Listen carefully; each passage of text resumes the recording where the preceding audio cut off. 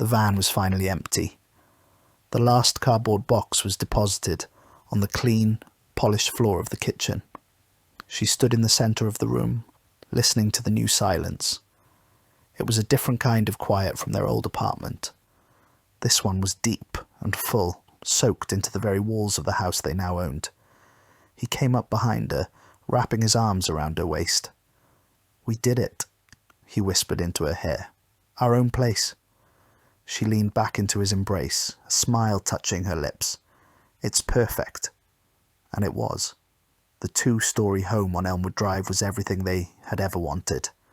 A porch with a swing, a big backyard for their son to run in, and enough space that they weren't constantly tripping over each other. It was a place for a future, for birthday parties and holiday gatherings and growing old together. Their young boy was already racing up the stairs, his footsteps echoing through the empty halls like little drum beats of joy. "My room is huge," he yelled down, his voice filled with a kind of excitement only a child can muster. The first night was peaceful. They ordered pizza, ate it on the floor of the living room, and fell into an exhausted sleep in their new bedroom. The move had been long, the process stressful, but now, lying in the darkness, she felt only a profound sense of arrival. The trouble started small, so tiny it was almost easy to ignore. 3 days after they moved in, she was putting away the last of the dishes. She reached for a mug and felt a fine, gritty dust on its surface. She frowned, wiping her finger on a cloth. It was a pale, ashy powder. She checked another plate. The same substance. It was as if the entire cabinet had been filled with fine sand. She cleaned everything, blaming it on leftover construction dust from the renovation the previous owners had done. A week later, her husband mentioned it. "Did you move my keys?" he asked, searching the usual bowl by the front door. "No," she replied. "Maybe you left them in your coat pocket." He shook his head. "I always put them right here." They found them an hour later, in the refrigerator, sitting next to the milk carton. They laughed it off, moving stress. They were both tired. Then the smells began. It was never a strong odour, just a fleeting hint of something. Sometimes it was the faint, sweet scent of perfume in the upstairs hallway, a floral note she did not wear. Other times it was the aroma of pipe tobacco in the study, a room her husband, a non-smoker, had claimed for his office. The smells would appear and vanish before you could be sure they were ever there, leaving behind only a ghost of a memory in your nose. Their son started having bad dreams. He would wake up crying, saying a shadow man was watching him from the corner of his room. They reassured him, checked the closet and tucked him back in, blaming an overactive imagination fueled by the new, unfamiliar sounds of the house. But she couldn't shake a growing unease.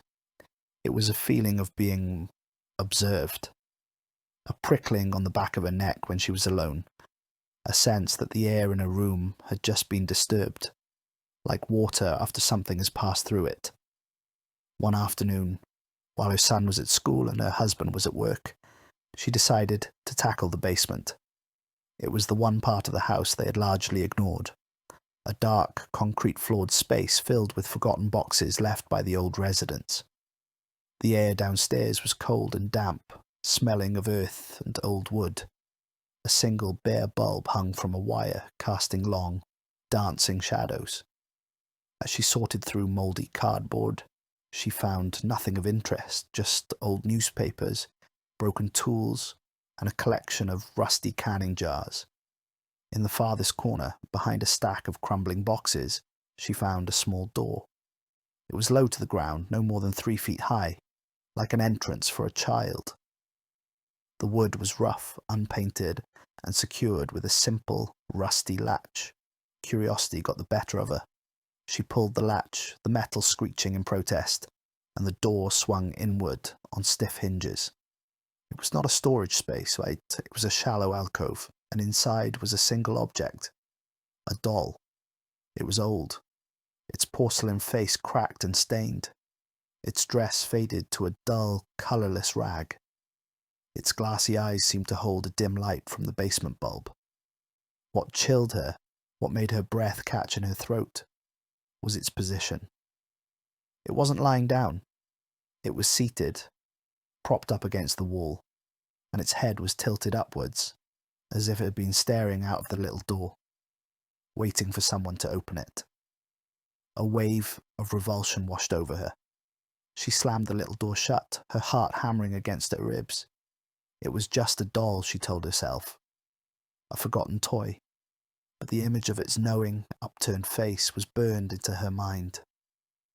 That night the phenomena escalated. She was woken by a sound. It was a soft, rhythmic scraping. Scrape, drag, scrape, drag. It was coming from the hallway. She shook her husband awake. "Do you hear that?" He sat up, listening. The sound stopped. The house was silent again. "Probably just the house settling," he mumbled, already lying back down, or a tree branch against the window. She knew it wasn't a branch. It had sounded too deliberate. The next morning, her son refused to go into the kitchen for breakfast. He stood at the doorway, his small body rigid. "What's wrong, sweetie?" she asked. "The people are looking at me," he whispered, his eyes wide with fear. She knelt down. "What people?" "There's no one here, baby. The man and the lady. They're standing in the corner. They're always standing in the corner." A cold knot tightened in her stomach. She looked at the empty corner of her sunny yellow kitchen and saw nothing. Her husband was becoming impatient with the talk. "He's feeding off your anxiety," he told her later. "We need to make this feel like a home, not a haunted house. You're scaring him." She wanted to believe him. She tried to push the feelings away, to ignore the misplaced items, the faint smells, the cold spots that seemed to drift through the rooms. She tried to laugh when a cabinet door they had just closed was found wide open. But then the photograph started. She had printed a picture from their first weekend in the house, a happy shot of the three of them on the porch swing. She framed it and placed it on the mantelpiece. The next day she glanced at it and froze. In the window behind them, just visible through the reflection on the glass, were two pale, blurred faces. A man and a woman. Their features indistinct, but their presence unmistakable, staring out from inside their home. She showed it to her husband. This time he didn't have an explanation. He just stared at the photo, his face pale. "It's them," she said, her voice trembling. "The ones who lived here before. They never left." The final confirmation came from a neighbour they met while gardening, an elderly woman named Mrs. Gable, who had lived on the street for 50 years. She was friendly, offering them a pie, and asked how they were settling in. "We're loving the house," her husband said, his voice a little too bright. Mrs. Gable's smile faltered. "Such a shame about the Millers," she said, shaking her head. "The previous owners?" she asked, her throat tight. "Yes, such a lovely couple. Lived here for decades. They loved this place more than anything. It was their whole world." Mrs. Gable leaned in slightly, lowering her voice. "When old Mr. Miller got sick, his wife, Eleanor, she told me she couldn't bear the thought of leaving. She said, 'We'll never really be gone from this house.' They both passed within a week of each other. In the home. Peacefully, they said. They thanked Mrs. Gable and went back inside, the pie feeling like a lead weight in her hands.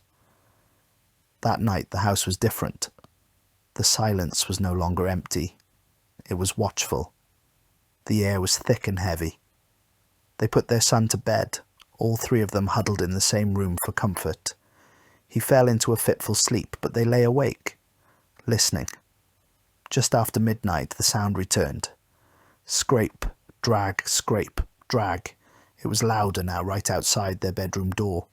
Her husband sat up, his eyes wide with a fear that mirrored her own. He reached for the baseball bat he kept by the bed. The doorknob to their room began to turn. Slowly, silently, it clicked open. The door swung inward, revealing the dark hallway.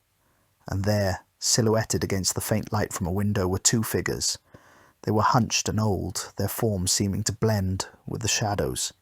They did not move. They simply stood there at the threshold, looking in. Their presence was not violent or angry. It was a deep, profound sadness, a possessive grief so strong it had stained the very walls of the house. They weren't trying to hurt the new family. They simply could not comprehend that it was not their home anymore. They were waiting for the new people to leave so they could have their life back. Her husband's grip on the bat tightened, but he did not move. What could he do? You can't fight a memory. You can't evict a ghost. The figures stood for a long moment, and then as one, they turned and moved back down the hall. The scrape, drag sound of their slow, pained movement faded away until the house was silent once more. The family did not sleep. They sat in their bed, holding each other until the sun rose. They did not speak of it the next day. There were no words.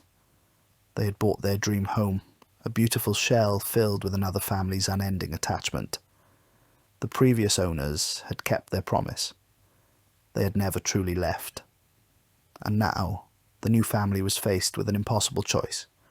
Learn to live with permanent spectral roommates, or abandon the future they had worked so hard to build. The house on Elmwood Drive was perfect in every way, except for the one thing that made it utterly unlivable. It already had occupants,